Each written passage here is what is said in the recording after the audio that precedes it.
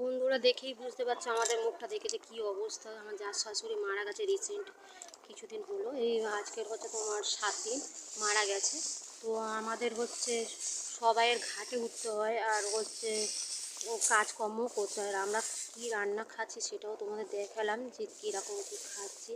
আর ভীষণ কষ্ট হচ্ছে বাবুর, কারণ বাবু তো একদম এইসব খেতে পারে না, তো বাবুকে জোর জবরদস্তি এইসব খাওয়ানো হচ্ছে।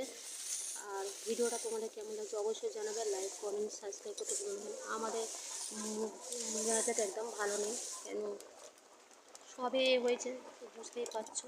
তো তোমাদের ভিডিওটা কেমন লাগছে অবশ্যই জানাবে, লাইক কমেন্ট সাবস্ক্রাইব করতে ভুলবেন না। দেখা হচ্ছে নেক্সট ভিডিওতে।